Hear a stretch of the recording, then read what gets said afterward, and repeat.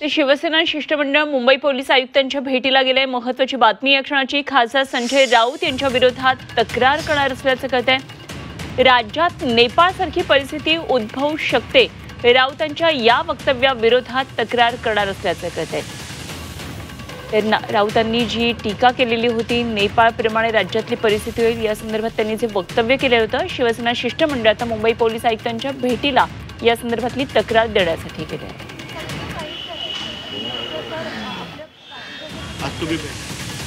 मनोज कुलकर्णी आमचे प्रतिनिधी आपल्या बरोबर आहेत आणि आपण जाणून घेऊया काय नेमकी सध्याची या संदर्भातले अपडेट आहेत। मनोज, शिवसेना आता शिष्टमंडळ मुंबई पोलीस आयुक्तांच्या भेटीसाठी गेलेलं असल्याचं कळतंय। काय नेमकं म्हणणं आहे शिवसेनेचं याबाबत?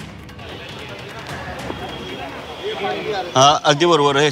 संजय राऊत यांनी जे वक्तव्य केलं होतं त्याच विरोधात आता शिवसेना महिला आणि पुरुष जे नेते मंडळी आहेत ते सगळे या ठिकाणी आलेले आहेत आणि थोड्याच वेळात पोलीस आयुक्त जे आहेत देवेंद्र भरती त्यांना या संदर्भात एक निवेदन देणार आहे आणि कारवाई करण्याची मागणी या संदर्भात होणार आहेत। आपल्या सोबत आहेत प्रवक्त्या शीतल म्हात्रे। तुम्ही कारवाई करण्यासाठी इथे करण्याची मागणी करण्यासाठी पोलीस आयुक्तांना भेटतायत, नेमकं काय प्रकरण? शिवसेनेचे मुख्य नेते आणि उपमुख्यमंत्री एकनाथ शिंदे साहेब यांच्या आदेशाने आज शिवसेनेचं एक शिष्टमंडळ, ज्यामध्ये आमदार आहेत, खासदार आहेत, आमच्या उपनेते आहेत, प्रवक्ते आहेत, हे सर्वजण आम्ही देवेंद्र भारतींना एक निवेदन द्यायला आलेले आहोत। कारण संजय राऊत सातत्याने जे समाज माध्यमांवर बोलत आहेत की ज्या पद्धतीने नेपाळला सगळीकडे भ्रष्टाचाराच्या विरोधात आगडोंब उसळलेला आहे, तशीच परिस्थिती ही भारतामध्ये सुद्धा होण्याची शक्यता आहे।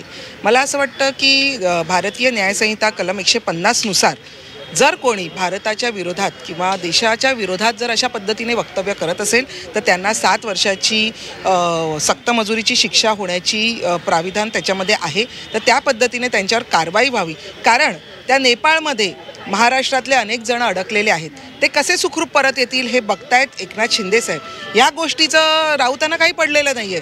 काल सुद्धा संजय निरुपम यांनी वर्सोवा पोलीस स्टेशनला तक्रार दिलेली आहे, त्यावर पण अजून काही झालेलं नाही आणि आता आज तुम्ही आयुक्तांना भेटताय। नक्कीच आमची इच्छा आहे की त्याच्यावर FIR झाला पाहिजे, कारण हा गुन्हा आहे आणि त्यांच्यावर गुन्हा दाखल होणं गरजेचं आहे। कारण काल बोलल्यानंतर आजही सकाळी त्यांनी परत तशाच पद्धतीने ट्विट केलेलं आहे। एकंदरीतच मनोज, शिवसेना